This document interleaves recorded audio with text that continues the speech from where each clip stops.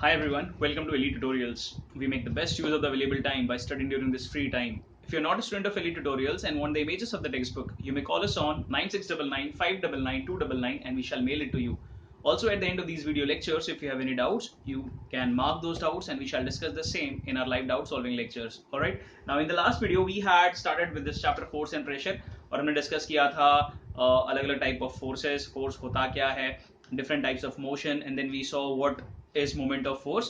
Now in this video we are starting with a new topic of the chapter, that is pressure. ठीक है, अब pressure क्या होता है वो समझने के लिए हम एक यहाँ पे एग्जांपल लेते हैं.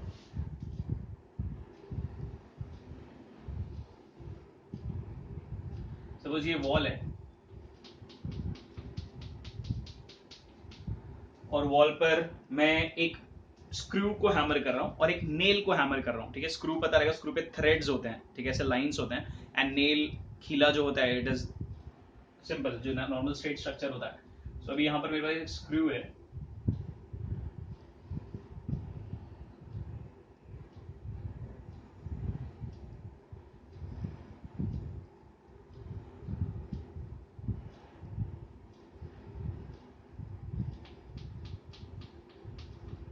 ठीक है, this is the screw and here I have a nail.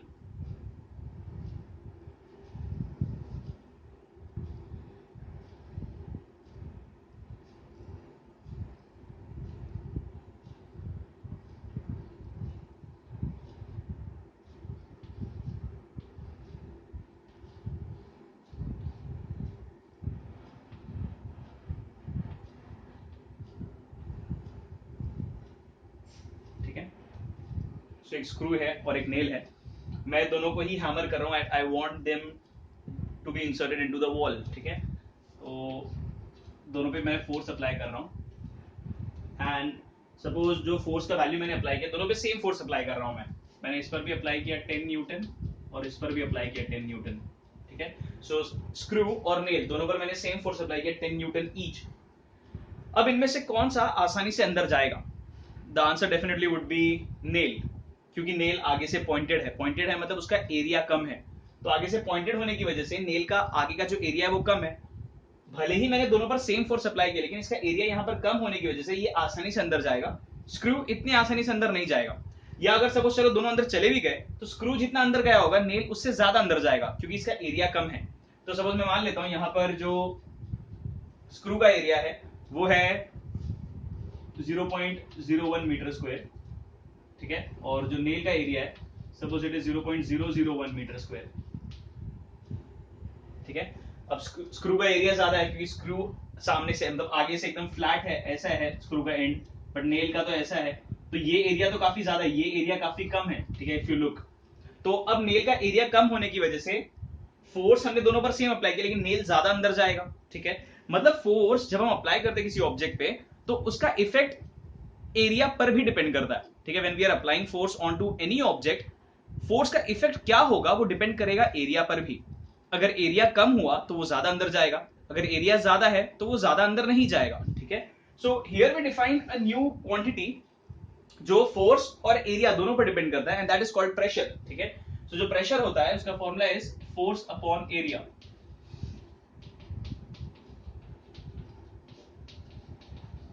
ठीक है, सिंबल वाइज इसको लिखते हैं, pressure is force upon area. P is equal to F by A. P is pressure, F is force, A is area. ठीक है, तो मतलब हम जब किसी ऑब्जेक्ट पर फोर्स अप्लाई करेंगे तो एरिया भी मैटर करता है, और फोर्स और एरिया दोनों के हिसाब से प्रेशर क्रिएट होने वाला है. तो यहाँ पर हम क्या करते हैं, हम प्रेशर फाइंड आउट करते हैं, बिकॉज दोनों पे मैंने फोर्स तो सेम अप्लाई किया, लेकिन एक ज्यादा अंदर गया एक कम अंदर गया, क्योंकि एरिया में डिफरेंस था, और एरिया में डिफरेंस होने की वजह से प्रेशर अलग अलग क्रिएट हुआ है. तो मैं पहले इस स्क्रू का फाइंड करता हूं प्रेशर. तो प्रेशर का फॉर्मूला था फोर्स अपॉन एरिया, जो हमने लिखा है. तो फोर्स ये है 10 अपॉन एरिया है 0.01. ठीक है, मैं दोनों तरफ 100 से मल्टीप्लाई करता हूं. सो 100 से मल्टीप्लाई करेंगे तो ये हो जाएगा 1000 और ये हो जाएगा 1. मतलब यहाँ प्रेशर क्रिएट हुआ है 1000. ठीक है, वही नेल पे फाइंड करते हैं. नेल पे फोर्स तो सेम है, एरिया है 0.001. ठीक है, दोनों तरफ मैं 1000 से मल्टीप्लाई करूंगा. 1000 से मल्टीप्लाई करूंगा तो ऊपर हो जाएगा 10,000, नीचे हो जाएगा 1. मतलब यहाँ पे प्रेशर क्रिएट हुआ है 10,000. ठीक है। तो स्क्रू पर भी प्रेशर क्रिएट हुआ था, लेकिन नेल पर ज्यादा प्रेशर क्रिएट हुआ है, और ज्यादा प्रेशर की वजह से जो नेल है वो ज्यादा अंदर जाता है। तो हमको ये ध्यान रखना है कि प्रेशर जो है that is the force acting per unit area, मतलब कितने एरिया पर कितना फोर्स एक्ट होता है वो डिटरमिन करेगा कि प्रेशर कितना क्रिएट होने वाला है। ठीक है, so it of course depends on force also, but it depends on area also. ऐसा नहीं कि सिर्फ फोर्स पे ही मैटर करता है, एरिया कितना भी रहे प्रेशर सेम रहेगा, वैसा नहीं है। फोर्स और एरिया दोनों पर ही डिपेंड करता है। ठीक है, और यहाँ पर प्रेशर 1000 क्रिएट हुआ, यहाँ पर 10,000 क्रिएट हुआ, ज्यादा प्रेशर यहाँ क्रिएट हुआ है, इसलिए नेल ज्यादा अंदर जाता है। नाउ डिस्कसिंग द यूनिट, जो फोर्स का यूनिट होता है दैट इज न्यूटन। ठीक है, फोर्स का यूनिट होता है न्यूटन, एरिया का यूनिट होता है मीटर स्क्वायर।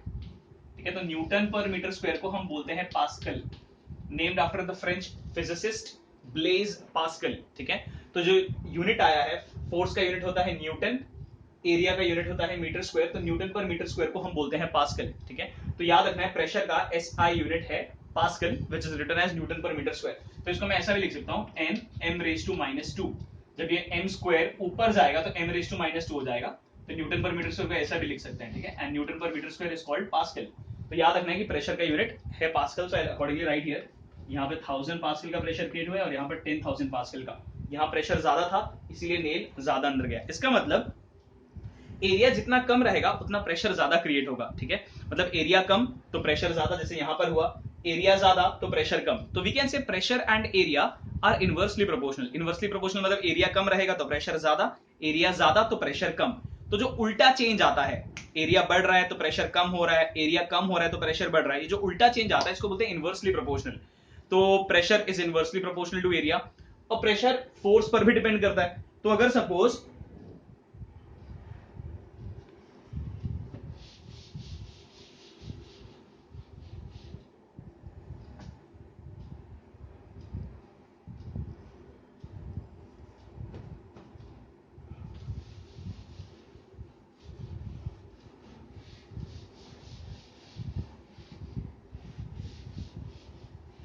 अगर मैंने सपोज एरिया सेम रखा, जैसे अभी हमने डिस्कस किया था उसमें हमने फोर्स सेम रखा था, एरिया अलग अलग था।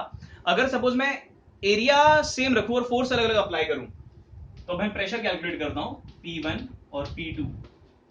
सपोज फोर्स मैंने अप्लाई किया है यहाँ पे 10 न्यूटन और एरिया है 1 metre square, just an example. ठीक है, फोर्स 10 न्यूटन अप्लाई किया, एरिया 1 मीटर स्क्वायर है, यहाँ पर भी एरिया 1 ही है because area is in the denominator. ठीक है, तो एरिया दोनों जगह सेम रखा है। अब मैं यहाँ पे सपोज 50 न्यूटन फोर्स अप्लाई करता हूँ, यहां पर मैंने उसी एरिया पर 10 न्यूटन फोर्स अप्लाई किया, यहां पर उसी एरिया पे 50 न्यूटन फोर्स अप्लाई किया, मतलब यहां पर प्रेशर आएगा 10 pascal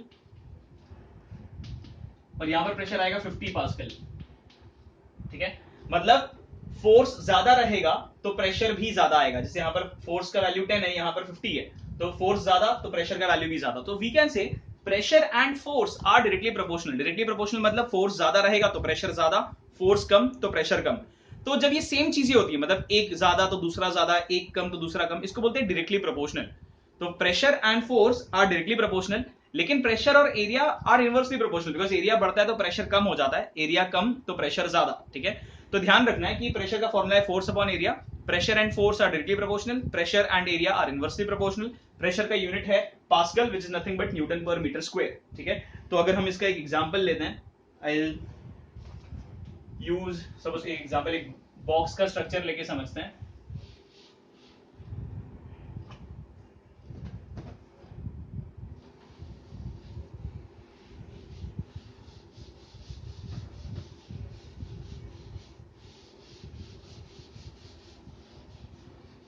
I just dust this duster 1 minute.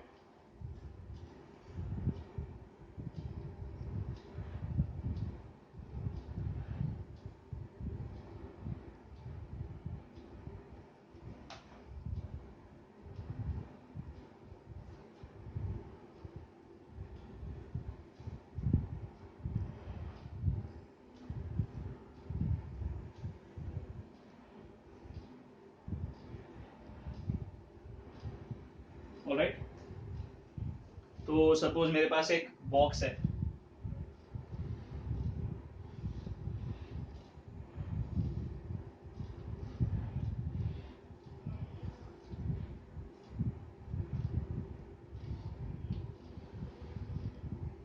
ठीक है, ये सेम बॉक्स को मैंने हॉरिजॉन्टली रखा है जैसे यहां दिख रहा है। अब इसको अगर मैं वर्टिकली रखता हूं,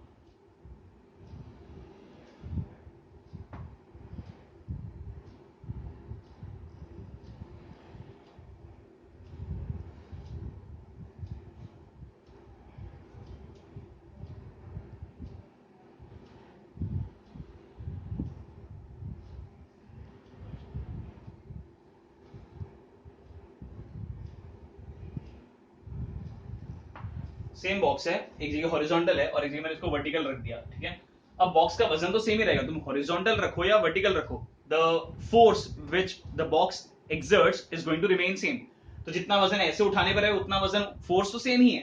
तो सपोज मान लेते हैं फोर्स का वैल्यू है 100 न्यूटन, ठीक है। तो फोर्स का वैल्यू दोनों जगह सेम रहेगा, लेकिन एरिया सेम नहीं है, क्योंकि अभी सपोज मान लेते हैं this is 10, this is I guess इसको ले लेते हैं 5 एंड दिस इज आल्सो 5, और यहाँ पे ये this is 5 and this is 10, ठीक है। वही सेम मेजरमेंट है, उसको बस वर्टिकल रख दिया है। तो यहाँ पे अगर हम देखेंगे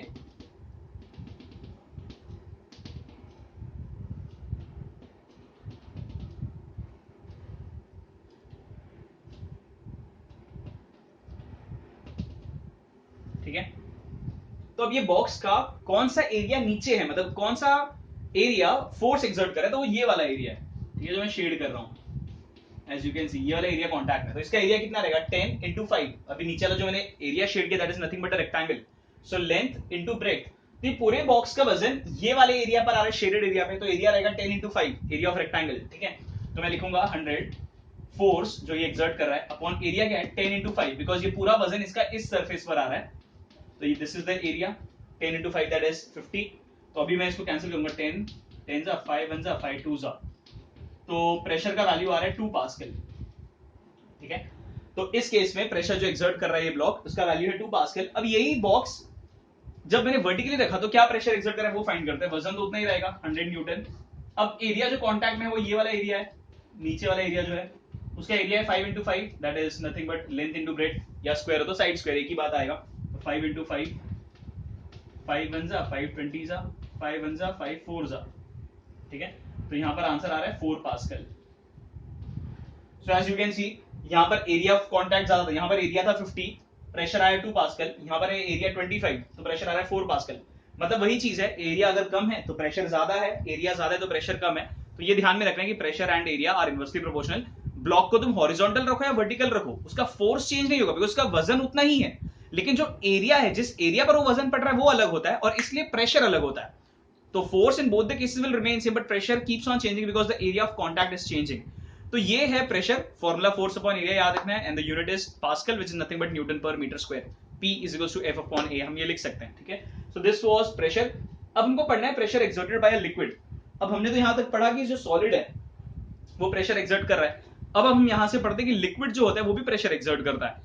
अब लिक्विड जो प्रेशर एक्सर्ट करता है ना उसके बहुत सारे अलग अलग प्रॉपर्टीज हैं, ठीक है, जो हम यहाँ पर अलग अलग पॉइंट्स में मैंने लिखा है। बट वो ये जो टॉपिक है प्रेशर एक्सर्टेड बाय लिक्विड, इसके 5 प्रॉपर्टीज है वो यहाँ पर लिखा है, और वो 5 प्रॉपर्टीज पढ़ने के पहले हम ये एक्सपेरिमेंट करेंगे। ये एक्सपेरिमेंट में हमको पढ़ना है मैनोमीटर होता क्या है, और फिर मैनोमीटर की मदद से हम ये सारे पॉइंट्स को डिटेल में पढ़ेंगे, ठीक है। सो लेट्स स्टार्ट अंडरस्टैंडिंग कि ये मैनोमीटर होता क्या है with the help of experiment 1।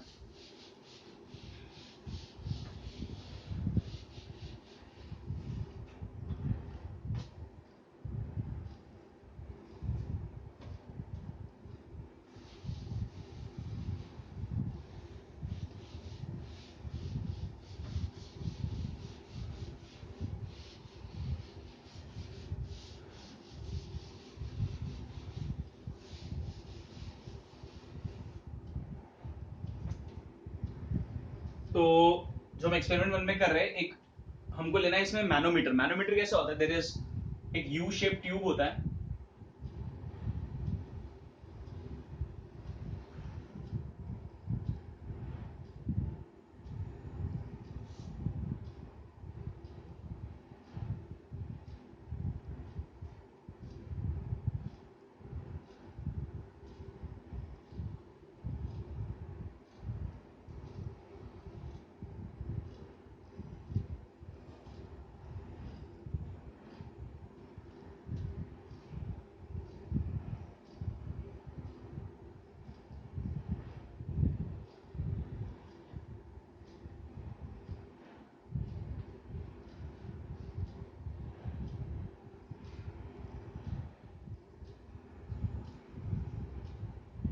ठीक है।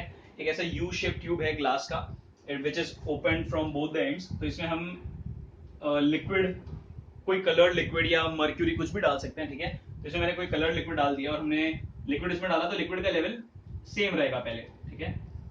दोनों आर्म्स, ये एक आर्म है, ये दूसरा आर्म है, आर्म मतलब दिस, जैसे हमारे हाथ ना आर्म्स, तो this is the one arm, this is another arm. जब हमने लिक्विड इसमें डाला तो लिक्विड का लेवल सेम है, ठीक है, तो दोनों आर्म में लिक्विड का लेवल सेम रहेगा, और फिर यहां पर होता है मार्किंग, ठीक है। सो देयर आर कैलिब्रेशन जो मार्किंग होते हैं।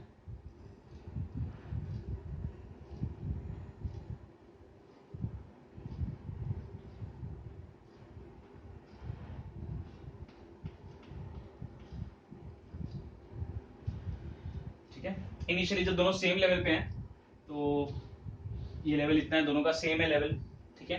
फिर हमको क्या करना है, जिस लिक्विड का हमको प्रेशर फाइंड आउट करना है with the help of a tube, तो ये दोनों आर्म्स ऊपर से ओपन है, तो एक रबर ट्यूब लेना है, उसको यहां पर फिक्स कर देना है, यहाँ ऐसे। तो मैंने यहाँ पे एक रबर ट्यूब ऐसे लगा दिया, और ये रबर ट्यूब कनेक्टेड होगा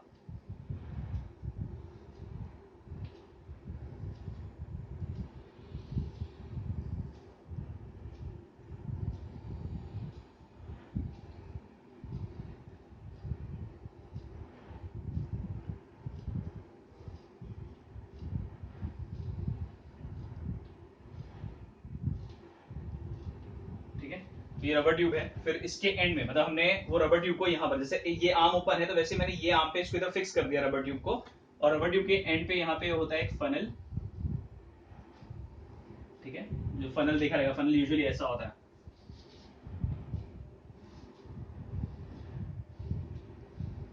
ऐसा स्ट्रक्चर देखा रहेगा फनल, इसमें हम चीजों पोर करते हैं, वो फिर वो फ्लो के नीचे आता है। तो ये फनल इन्वर्टेड, मतलब उल्टा करके फनल इसमें रबर ट्यूब में लगाया गया है, ठीक है। और ये फनल पे ये वाला जो सरफेस है जो मैं अभी हाईलाइट कर रहा हूँ, ये फनल पे ना, ये ऊपर वाले सरफेस पे एकदम डेलिकेट मेम्ब्रेन, एक रबर मेम्ब्रेन होता है, तो फनल पे जो फनल का ये माउथ है उस पे सर रबर मेम्ब्रेन पूरा स्ट्रेच करके लगा देते हैं, ठीक है। तो ये फनल का जो माउथ है उस पे रबर मेम्ब्रेन स्ट्रेच करके लगा दिया, बहुत ही डेलिकेट होता है, बहुत ही सेंसिटिव है। तो अब ये उल्टा कर दिया, मतलब यहां पर होगा वो डेलिकेट मेम्ब्रेन, ठीक है, रबर मेम्ब्रेन।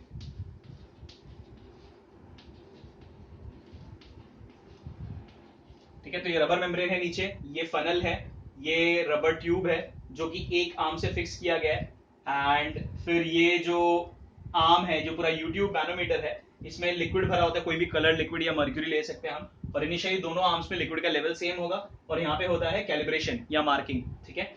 अब ये वर्क कैसे करता है वो हम समझते हैं। तो अब इसमें कैसा होता है ना कि अगर मैंने सपोज इस फनल को किसी लिक्विड के अंदर डाला, ठीक है, अब जब हम ये फनल को किसी लिक्विड के अंदर डालेंगे तो लिक्विड प्रेशर एक्सर्ट करता है, because we know liquids also exert pressure, ठीक है। सो जब ये फनल को हम लिक्विड के अंदर डालेंगे तो लिक्विड जब ये अंदर गया ऐसे, तो ये जो रबर मेम्ब्रेन है जो नीचे की तरफ है, लिक्विड उस पर प्रेशर एक्सर्ट करेगा, तो when this funnel is inserted, तो ये जो लिक्विड है इसके ऊपर प्रेशर एक्सर्ट करेगा, वो प्रेशर की वजह से यहाँ पर जो लिक्विड है तो वो प्रेशर ट्रांसफर होगा ये रबर ट्यूब में, और रबर ट्यूब से पास होते थे वो प्रेशर आएगा इस लिक्विड पे, तो जो लिक्विड का लेवल है वो चेंज हो जाएगा, मतलब ये लिक्विड यहाँ पर जब प्रेशर पड़ा इस आर्म पे तो ये लिक्विड नीचे आ जाएगा, और जितना हाइट से ये नीचे आया उतना हाइट से ऊपर चला जाएगा। फॉर एग्जांपल अभी दोनों सेम लेवल तक थे, तो जब लिक्विड ने, जब हमने इस फनल को किसी बीकर में डाला तो लिक्विड उस पर प्रेशर एक्सर्ट करेगा, वो प्रेशर की वजह से वो प्रेशर यहाँ पर फॉल होगा, तो ये जो लिक्विड का लेवल है नीचे आ जाएगा, सपोज यहां तक आ गया, और इस आर्म में लिक्विड का लेवल ऊपर बढ़ जाएगा, सपोज यहां तक आ गया, ठीक है। तो जितना भी डिफरेंस आया, मतलब अभी यहां से लेकर यहां तक, ठीक है, अब जितना भी डिफरेंस इसमें आया, तो अभी ये जो मार्किंग है हम इसको ये वाले वैल्यू से लेंगे, ठीक है, ये वाला जो वैल्यू है इसको लेंगे h, ठीक है, क्योंकि पहले तो दोनों सेम लेवल थे तो डिफरेंस 0 था, अब डिफरेंस कितने का, ये नीचे गया ये ऊपर गया, तो कितने हाइट से राइज हुआ है, h से, ठीक है। तो वो हाइट की मदद से हम प्रेशर फाइंड आउट कर सकते हैं, ठीक है। तो हमको ये ध्यान देना है कि जब भी हमको लिक्विड का प्रेशर मेजर करना होगा तो ये फनल को हम लिक्विड के अंदर डालेंगे, जब ये फनल को लिक्विड के अंदर डालेंगे तो जो रबर का मेम्ब्रेन है उस पर प्रेशर पड़ेगा, लिक्विड उस पर प्रेशर एक्सर्ट करेगा, वो प्रेशर ट्रांसफर होगा रबर ट्यूब से होके in one arm of the liquid, और फिर लिक्विड में जब प्रेशर पड़ेगा तो ये लिक्विड यहां से राइज होगा, तो जो भी हाइट में डिफरेंस आया है, जैसे इतना, पहले दोनों में हाइट में डिफरेंस था ही नहीं, अब हाइट में डिफरेंस इतना आ गया, ठीक है, इतना राइज हुआ है लिक्विड, तो वो राइज, वो हाइट जो है उसकी मदद से हम लिक्विड प्रेशर फाइंड आउट कर सकते हैं, ठीक है। तो जो फॉर्मूला होता है that is usually P is equals to H rho G, ठीक है। H होता है ये हाइट, जो हाइट में चेंज आया है, पहले ये हाइट 0 था, रो होता है डेंसिटी ऑफ द लिक्विड, तो जो भी लिक्विड हमने लिया है उसका density, and G is acceleration due to gravity, acceleration due to gravity का वैल्यू होता है 9.8, ठीक है।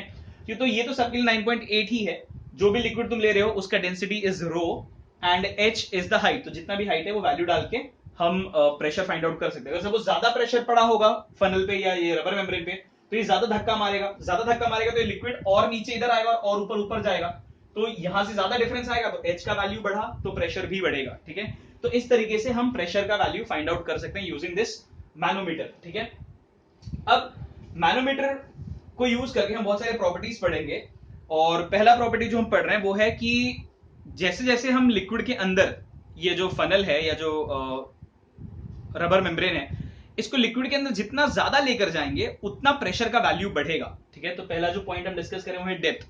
The liquid pressure keeps on increasing as we increase the depth. इसका मतलब है सपोज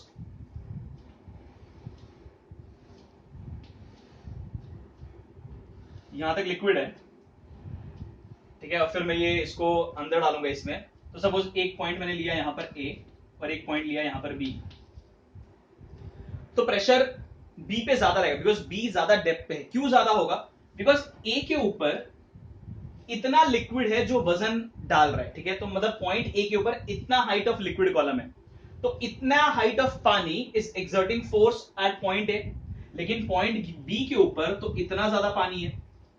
ठीक है, तो पॉइंट बी के ऊपर ज्यादा पानी तो ज्यादा वजन है, और ज्यादा वजन में तो प्रेशर ज्यादा होगा। तो जैसे हम इस फनल को ए पर लेके जाएंगे तो प्रेशर का कुछ वैल्यू रहेगा। अब ए से मैं अभी और अंदर, और जैसे जैसे अंदर लेकर जाऊंगा ना, ये जो डिफरेंस था वो वैल्यू और ऐसा बढ़ते जाएगा, जितना ज्यादा बढ़ते जाएगा एच का वैल्यू इंक्रीज होगा, और एच का वैल्यू इंक्रीज होगा तो प्रेशर का वैल्यू भी बढ़ता जाएगा। क्यों बढ़ रहा है? क्योंकि अगर हम जितना अंदर जाते हैं, height of the liquid column, ये जो मैंने मार्क किया है एरो से, this is called height of the liquid column, मतलब लिक्विड का कितना हाइट वहां पर थ्रस्ट या फोर्स एक्सर्ट कर रहा है।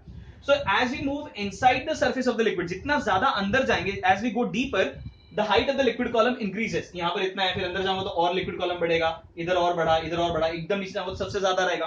तो जितना ज्यादा अंदर जाएंगे height of the liquid column बढ़ रहा है, और यही फॉर्मूला सेम यूज करना है। ठीक है, तो जितना हाइट बढ़ता जाएगा तो उतना हाइट यहां पर राइज आएगा, और उसके हिसाब से हम प्रेशर फाइंड आउट कर सकते हैं। ठीक है, तो जितना हाइट बढ़ेगा उतना ज्यादा प्रेशर एक्सर्ट होगा, और जितना ज्यादा प्रेशर एक्सर्ट होगा मैनोमीटर में ये डिफरेंस एच उतना ज्यादा आएगा। ठीक है, और ये ऐसा नहीं है कि ये जो हाइट रहेगा, जो एच यहां पर है वही एच यहां पर आएगा, ऐसा नहीं है, क्योंकि ये हो सकता है वाटर है, ये कोई और लिक्विड है। तो ये मैं दो अलग चीज बता रहा हूं, यहां पर है height of the liquid column की बात कर रहा हूं, and this height is different, तो यहां पर ये जो एच है वो हम यहां पर वैल्यू पुट करेंगे। ठीक है, बट जैसे जैसे हम अंदर जा रहे हैं वो भी तो दिख रहा है ना कि height of the liquid column बढ़ रहा है, हाइट ज्यादा होते जा रहा है, इसलिए प्रेशर बढ़ेगा। ठीक है, तो पहला पॉइंट है depth, that as we keep on going inside or as we go deeper and deeper in that liquid, the liquid pressure increases. ठीक है, तो ये पहला चीज है। Now दूसरा is density। अब density का मतलब है, सपोज मैंने दो लिक्विड लिया हुआ है अलग अलग बीकर में,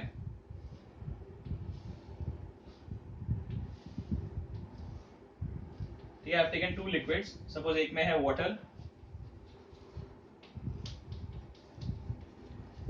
दूसरे में है मर्क्यूरी। ठीक है, तो ये वाटर है और सेम हाइट तक मर्क्यूरी भी लिया हुआ है। ठीक है, और मैं ये फनल को, ये जो यूट्यूब मैनोमीटर का फनल है उसको सेम हाइट तक अंदर डाल रहा हूं, मतलब मैंने सपोज फनल को दोनों जगह सेम हाइट तक, जितना अंदर इसके गया उतना अंदर इसके भी गया।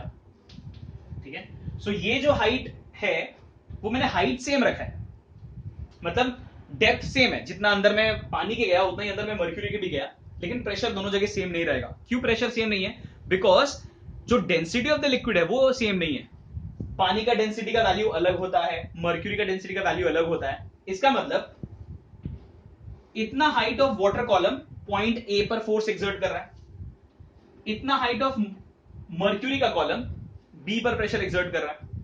अब लेवल दोनों का सेम है, इतना वाटर और इतना हाइट का मर्क्यूरी, बट इनका वजन सेम नहीं रहेगा, बिकॉज वाटर का डेंसिटी कम होता है, मर्क्यूरी का डेंसिटी ज्यादा है।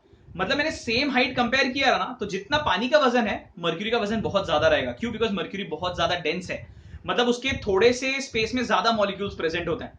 तो भले मैंने हाइट सेम लिया, we are at the same depth inside both of the liquids, लेकिन सिंस मर्क्यूरी का डेंसिटी ज्यादा है तो इसलिए मर्क्यूरी का इतना पार्ट ज्यादा हैवी रहेगा, पानी का इतना सेम पार्ट उतना हैवी नहीं है। ठीक है, और जब मर्क्यूरी का इतना पार्ट ज्यादा हैवी है तो इसलिए अलग अलग डेंसिटी रहा लिक्विड का, तो प्रेशर भी अलग अलग रहेगा। तो भले ही हम सेम डेप्थ पर हैं, इक्वल डेप्थ पर हैं, लेकिन मर्क्यूरी का वजन ज्यादा आएगा। क्यों? बिकॉज मर्क्यूरी ज्यादा डेंस है, तो मतलब जैसे जैसे डेंसिटी बढ़ता है लिक्विड का, लिक्विड प्रेशर का वैल्यू भी बढ़ता है, ठीक है। सो हमको ध्यान रखना है कि as the density of the liquid increases the liquid pressure also increases. Alright, now moving ahead with the third one, that is same in all directions. अगर हमने किसी एक पॉइंट पे मैंने प्रेशर फाइंड आउट किया एक पर्टिकुलर लिक्विड में, तो उस पॉइंट पे ना सारे ही डायरेक्शन में प्रेशर इक्वल रहेगा। अब इसका क्या मतलब है वो हम डिस्कस करते हैं।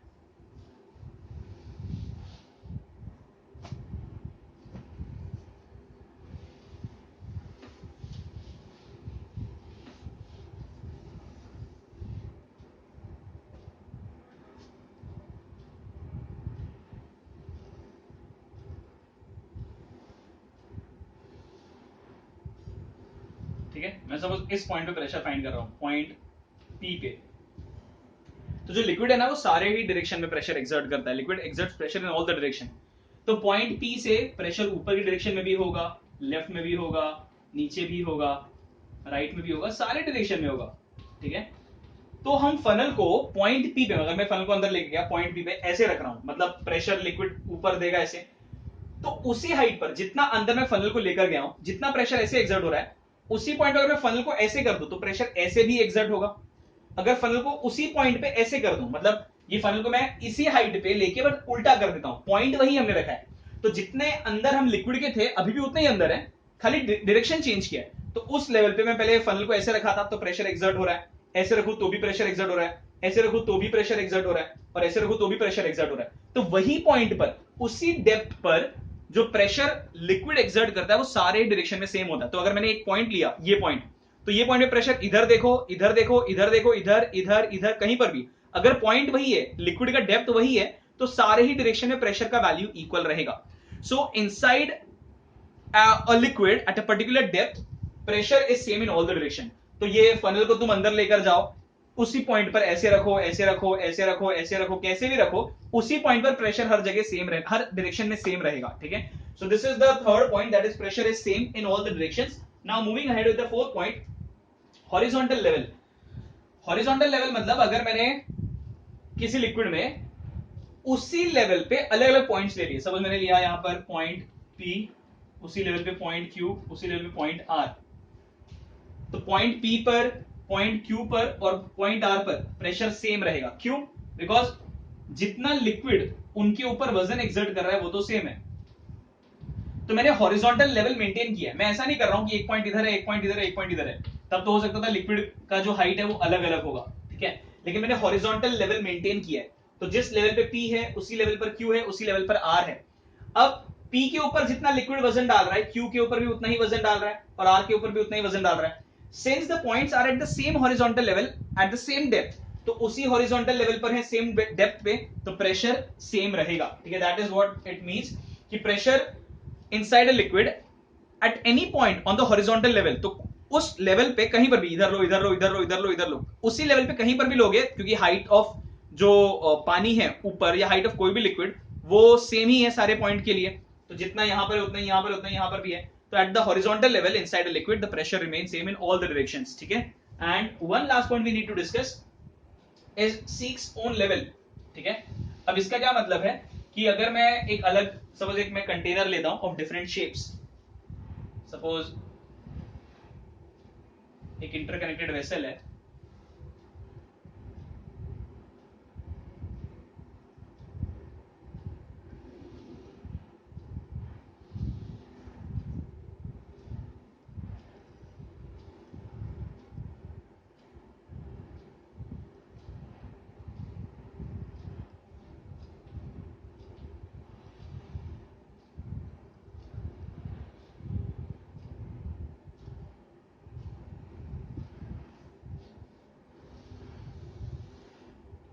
तो मैंने ऐसा वेसल ले लिया एक, ठीक है, अलग अलग शेप का, एंड दे आर इंटरकनेक्टेड, मतलब सब कनेक्टेड है। तो अगर मैं किसी भी एक वेसल से पानी डालना स्टार्ट करता हूं, तो suppose I name this as A, ये वाले शेप को बी, इसको सी, इसको डी। पानी का लेवल ना, मतलब जब मैं पानी डालते जाऊंगा तो कौन सा पहले भरेगा, सर पहले डी भरेगा या सी या बी या ए, ऐसा नहीं है, सारे एक ही साथ भरेंगे। क्यों? बिकॉज मैं पानी डाल रहा हूं, वो पानी फ्लो होके नीचे तक पूरा चला जाएगा, फिर और पानी डालते जा रहा हूं, तो पानी का लेवल सब में एक साथ ही बढ़ता जाएगा। ऐसा नहीं है कि पानी यहां पर जाके पूरा भर जाएगा, फिर ये भरेगा, फिर ये, ऐसा नहीं है। हम पानी डालेंगे ना तो पानी हर वेसल में सेम हाइट तक राइज होगा। मतलब सपोज मैंने पानी डालते गया और फाइनली मैं रुक गया, तो हर जगह पानी का लेवल सेम ही रहेगा। जितने हाइट पर यहां पर है उतने हाइट पर पानी यहां पर भी रहेगा, सारे वेसल में सेम रहेगा, ठीक है। सो इसका मतलब है जो लिक्विड होता है वो अपना लेवल खुद सीक करता है। सीक ओन लेवल मतलब लिक्विड अपना लेवल हमेशा it reaches its own level, it tries to maintain that own level. वो खुद का लेवल हमेशा मेंटेन करता है, ठीक है। तो जितना लेवल तक पानी यहां भरा है सेम हाइट तक यहां पर भी भरेगा, सेम यहां पर भी, सेम यहां पर भी, ठीक है। क्योंकि हमने इसको इंटरकनेक्टेड रखा है तो पानी सब में यूनिफॉर्मली एक साथ राइज हुआ है, ठीक है। तो ये चीज का ध्यान रखना है कि पानी का कोई भी लिक्विड अपना लेवल मेंटेन करता है। और प्रेशर यहां पर suppose at this point, at this point, at this point, at this point, pressure सब में सेम ही रहेगा। क्यों? बिकॉज सबका हाइट सेम है। हमने प्रेशर का फॉर्मूला पढ़ा था एच रो जी, एच मतलब हाइट है, ठीक है। तो प्रेशर कितना रहेगा वो डिपेंड करता है हाइट ऑफ द लिक्विड पे, ना कि अमाउंट ऑफ वाटर पे, ठीक है। तो यहां पर भी एच सेम है, यहां पर भी एच सेम है, यहां पर भी एच सेम है, यहां पर भी एच सेम है, तो प्रेशर हर जगह सेम रहेगा। तुमको लग रहा है कि यहां तो पानी कम है, यहां पानी ज्यादा है, यहां पानी अलग है, यहां पानी अलग है, पानी का वैल्यू अलग अलग है, बट एरिया भी तो अलग है ना। यहाँ एकदम छोटा एरिया है, यहाँ ज्यादा एरिया है, यहाँ कम एरिया है, यहाँ कम एरिया है। तो उस पानी के वजन के हिसाब से उतना एरिया भी तो है, और तो अलग अलग पानी है तो अलग अलग एरिया भी है, इसलिए प्रेशर हर जगह सेम रहेगा। तुमको ये याद रखना है कि अगर हाइट सेम है ना लिक्विड का, तो प्रेशर हमेशा सेम रहेगा, because pressure depends on height of the liquid, H rho G, it depends on the height and not on the amount of water, ठीक है। तो ये ध्यान रखना है कि लिक्विड हमेशा अपना लेवल सीक करता है, ठीक है। So these are the 5 properties of the pressure exerted by liquid. तो हमको प्रेशर एक्सर्टेड बाय लिक्विड में यही पढ़ना था, alright. So if you have not understood anything, you may watch this video again, और टेक्स्ट बुक रीड करो। तुमको पढ़ना है ये 5वें प्रॉपर्टी तक, ठीक है, सीक्स ओन लेवल तक पढ़ के रखो। और अगर कुछ डाउट है फिर भी नहीं समझ में आता है, you can mark those doubts and we shall discuss it in the live doubt solving lectures, alright. So textbook पढ़ो ध्यान से, अच्छे से रीड करो, और कुछ नहीं समझ में आता है तो लाइव डाउट सॉल्विंग लेक्चर में पूछना, alright. So will stop this video right here, in the next video we will continue with the chapter. Thank you and bye bye.